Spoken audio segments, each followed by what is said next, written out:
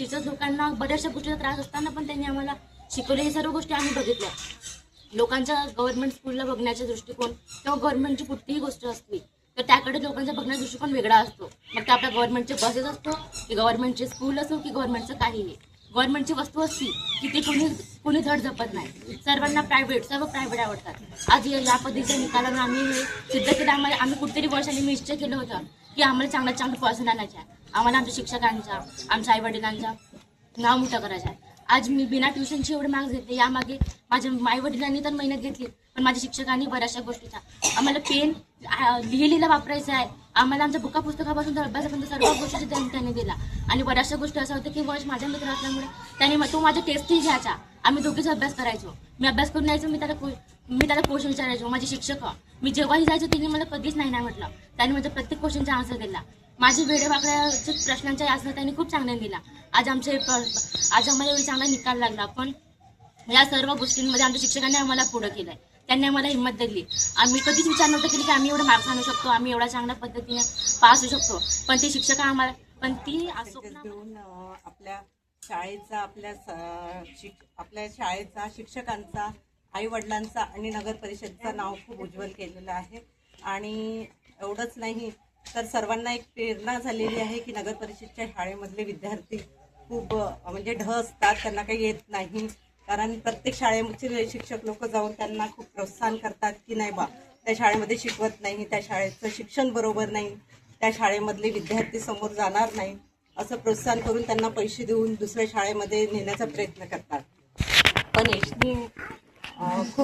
वंशनी खूप छान रिझल्ट दिला आणि त्यामध्ये आम्हाला खूप अभिमान आहे की आमच्या काळामध्ये इतके पर्सेंटेज घेऊन तो उत्तीर्ण झाला.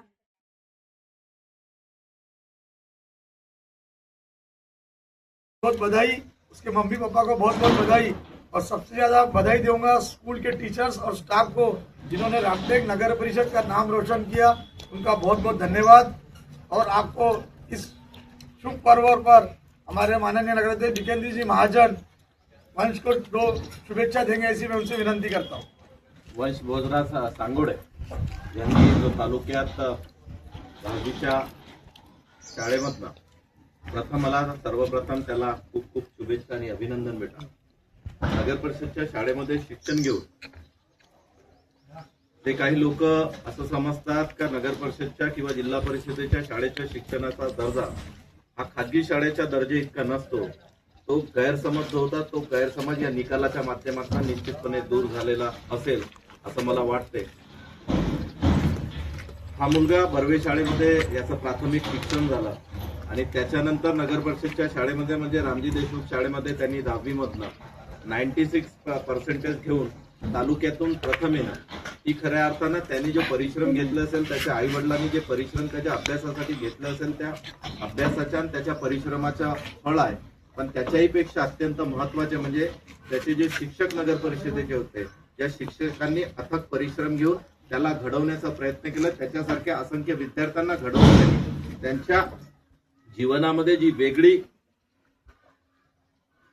शैक्षणिक दृष्ट्या क्रांती घडवण्याचा जे प्रयत्न आमचे शिक्षक करतायत त्याकरता त्या सगळ्या शिक्षकांचे सुद्धा मनापासून अभिनंदन करतो.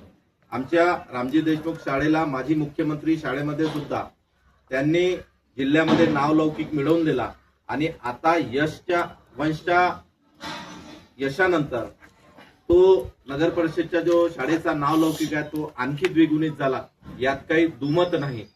आमचे जे शिक्षक ज्या प्रामाणिकपणानं प्रयत्न करून परिश्रम घेऊन नगर परिषदच्या शाळेच्या शैक्षणिक दर्जा उंचावण्यासाठी तो निश्चितपणे आता खूप मोठा झालेला आहे. ते जे प्रयत्न करतायत त्याकरता त्यांना मनापासून शुभेच्छा. नगर परिषद पूर्ण पाठीशी सगळ्या शिक्षकांच्या, नगर परिषदच्या सगळ्या कर्मचाऱ्यांच्या पाठीशी निश्चितपणानं आहे. वंशच्या या निकालानंतर आमच्या शाळेमध्ये, नगर परिषदच्या शाळेमध्ये निश्चितपणानं मोठ्या प्रमाणात ऍडमिशन होऊन रामटेक शहरात जो दृष्टिकोन आहे तो दृष्टिकोन आज निश्चितपणे बदललेला आपणा सगळ्यांना दिसून येईल. वंशला पुन्हा एकदा खूप खूप शुभेच्छा. बेटा खूप मोठा हो, यशस्वी हो आणि जिथे जिथे गरज पडेल तिथे निश्चितपणे आम्ही सगळे तुझ्या पाठीशी सोबत आहोत. धन्यवाद. जय श्रीराम.